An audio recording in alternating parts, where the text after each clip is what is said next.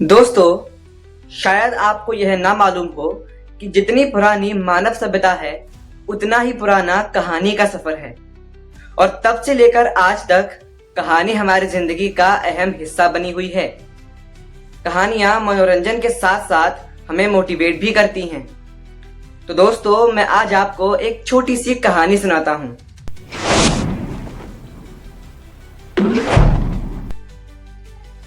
कहानी कुछ इस प्रकार है। एक राजा था। वह सुर यानी देवताओं और असुर यानी राक्षसों को रोज अपने महल में भोजन कराता था। वह पहले देवताओं को खाना खिलाता था और फिर राक्षसों को। एक बार हुआ क्या कि एक राक्षसों को लगा कि यह तो हमारा अपमान है। उन्होंने राजा को धमकाया कि पहले भोजन हम करेंगे। अब राजा ने दानवों की बात मान तो ली, लेकिन उसने एक शर्त भी लगा दी।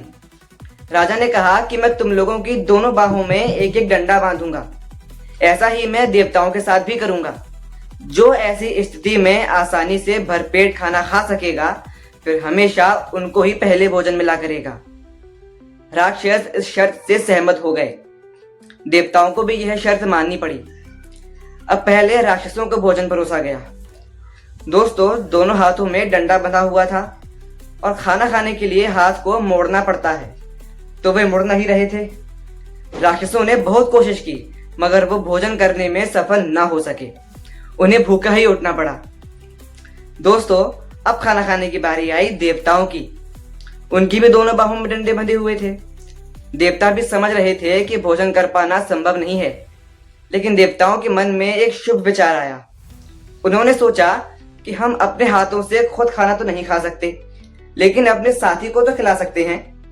इस तरह सभी देवताओं ने एक दूसरे को भोजन करा दिया। दोस्तों, यह प्यारी सी कहानी यहाँ विराम लेती है और हमें समझाती है कि जब हम दूसरों का भला करते हैं तो अपना भला अपने आप हो जाता है। दोस्तों, प्लीज थोड़ा सा और रुकिए।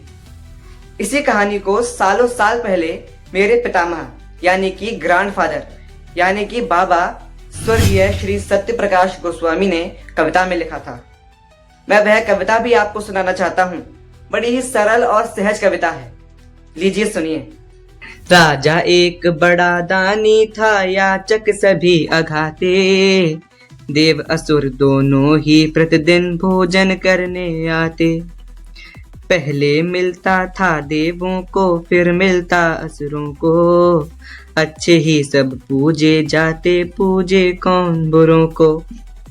एक बार सब राक्षस बोले, सुन रे राजा दानी। आगे पीछे भेदभाव रख करता तू मनमानी। पहले असुर करेंगे भोजन, फिर देवों की बारी। असुरों की घुड़की के आगे नृप की हिम्मत हारी। खड़े खड़े उस दानी नृप ने असुरों को बतलाया। शर्त एक तुम मेरी मानो, देखूंगा तब माया। भुजा बराबर दो डंडों को बाहों से बांधूंगा।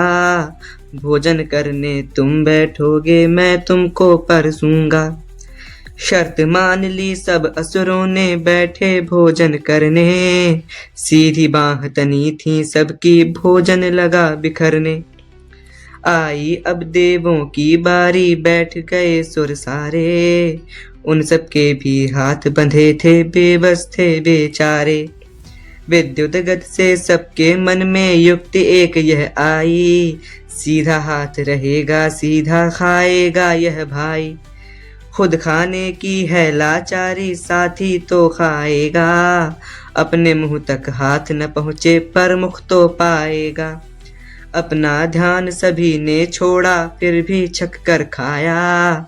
औरों का जो भला सोचता, यही देव की काया। अपनी अपनी रहे सोचते, भूखे उठे असुर थे। सोचा भला दूसरों का, तो तृप्त हुए सब सुर थे। भला अगर उल्टा भी होगा, तो भी लाभ मिलेगा। मन को सुमन बनाया यदि, तो सुमन समान खिलेगा। देव असुर का अंतर केवल यही सोचना भर है। इसी भाव के कारण देखो देवी देव अमर हैं। प्लीज मेरे यानी चाणक्य के चैनल को सब्सक्राइब करें और वीडियो को लाइक व शेयर करें। थैंक